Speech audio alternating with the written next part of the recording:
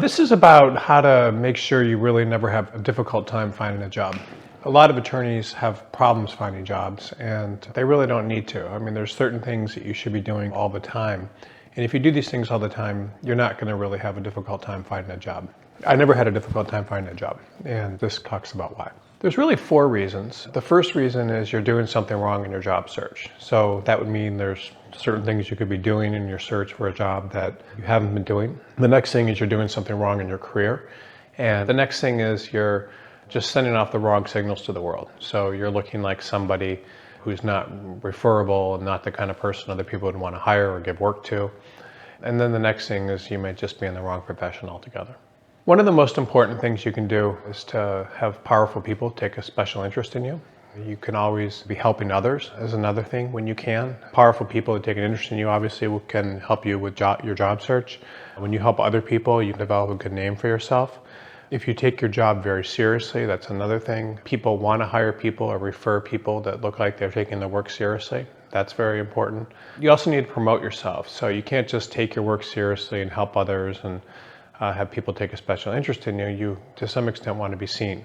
The other thing, too, is you never want to talk negatively about your job, people at work, your firm, or anything associated with your job. If you look like a negative person, people aren't going to want to refer work to you. Other thing that I think is very important is to always stay in touch with legal recruiters and other people who know the market. If you have a good relationship with multiple recruiters, they're going to think of you when they have positions open, and that's important.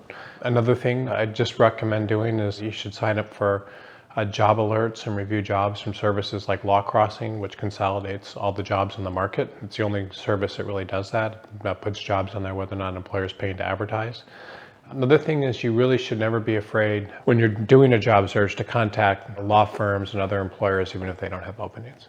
If powerful people take a special interest in you, they can always make sure that you have something. And powerful people, when they put their name behind you, want to make sure that you stay employed and that you're having a good career. Powerful people will help you if you go out of your way to help them and make them feel good about themselves.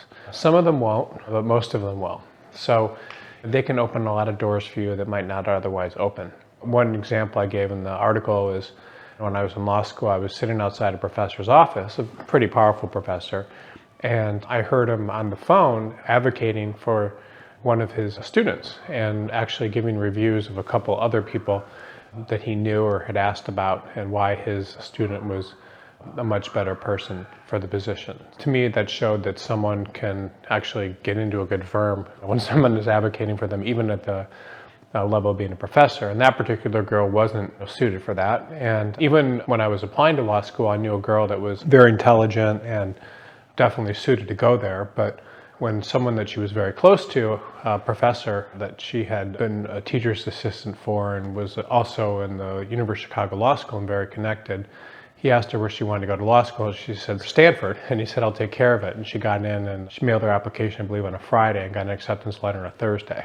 So I think she was already accepted practically by the time her letter arrived. And then another thing, in law firms, powerful people can look out for you a long time after you've been in the law firm. I know someone very well that was laid off in 2008 during the financial crisis from a law firm that just had to let go tons of corporate related people. And he was very close to a partner there, but the partner wasn't powerful enough to save his job because the situation was so bad. And so he couldn't find a job and he became very depressed. But then a company had an opening for an assistant general counsel, and the partner knew about it and said, I have just the person for you, and called him. And this was maybe a month or so after he'd lost his job. And he got the job, and he's still there a long time after that. So that can be very helpful. Other people can be your champion too. So it's not just partners inside of a law firm that can help you, it's clients. So I know someone that I worked with recently that I placed, and they had been given a client that did a couple $1 million worth of business with the firm a year, and the partner that brought the client in basically had forgotten about the client, and this person did all the work, and the partner had bigger clients that he was more interested in. And so after some time, a couple of years of this associate basically being at the beck and call of the client, doing whatever the client wanted and being very available for the client and just doing an exceptional job and going beyond the call of duty and answering emails at 1 a.m. and that sort of thing, the client said, we really like you, and if you ever go to another firm, we'll follow you. And they did. And so he entered a new firm with a $2 million book of business. He wasn't making progress at his existing firm with the firm. He didn't have credit for the client, and that ended up being a really good thing.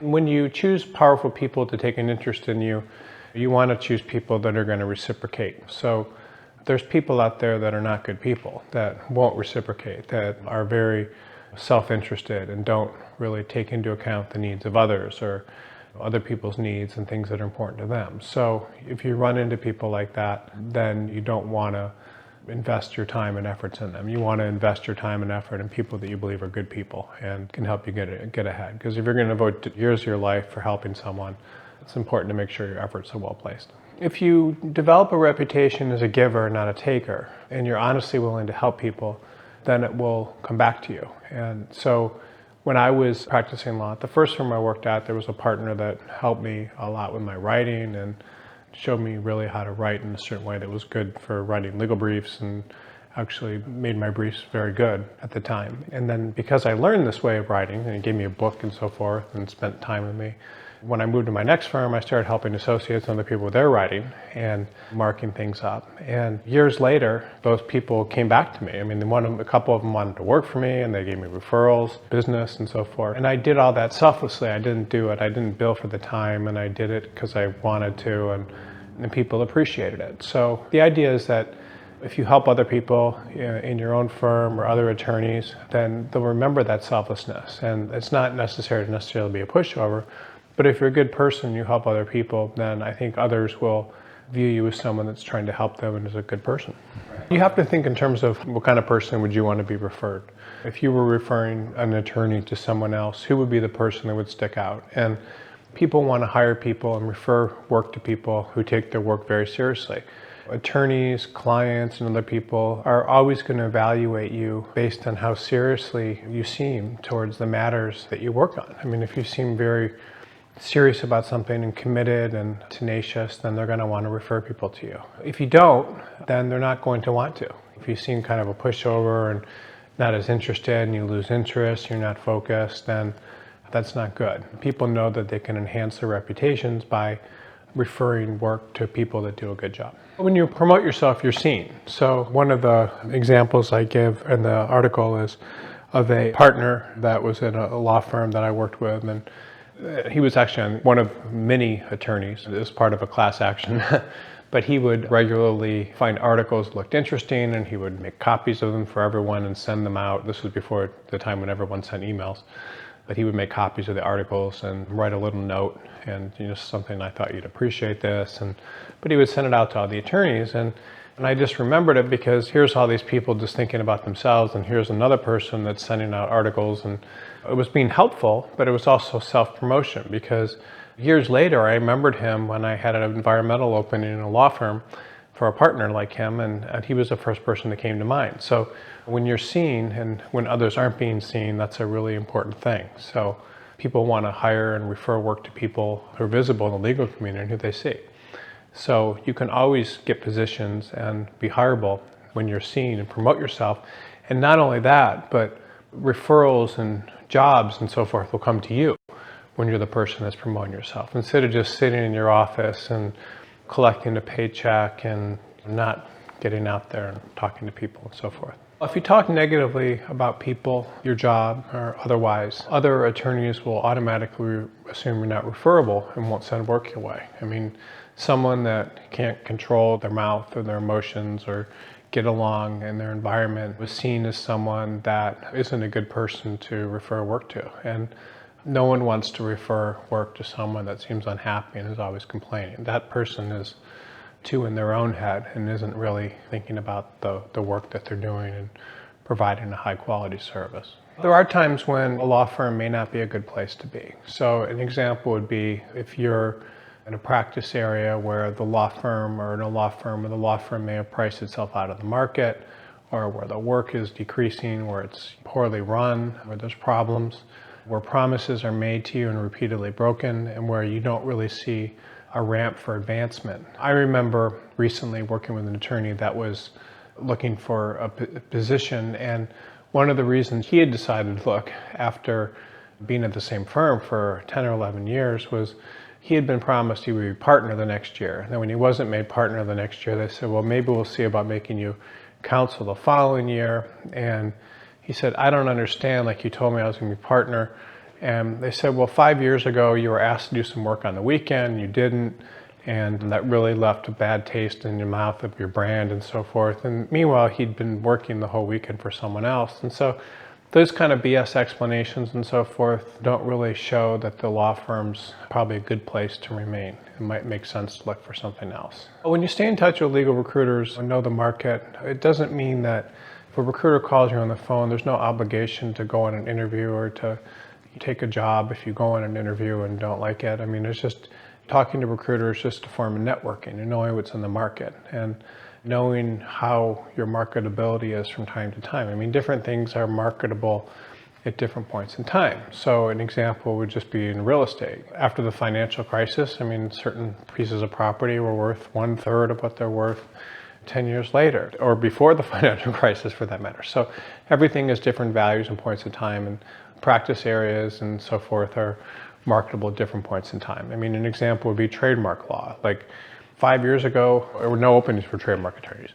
If there was an opening for a trademark attorney, it would probably be for a 1 or 2 year trademark attorney. Now, I mean, there's plenty of openings for trademark attorneys with 10 plus years of experience because the economy is doing so well. But in an average market, there aren't ever openings for, I mean, it's just, everything is market driven and you just don't know. Intellectual property litigation was a very hot commodity at one point in time, and then certain things have happened, rulings in the Supreme Court and so forth against patent trolls slowed that down. So you just never know. So it's important to always stay in touch with recruiters.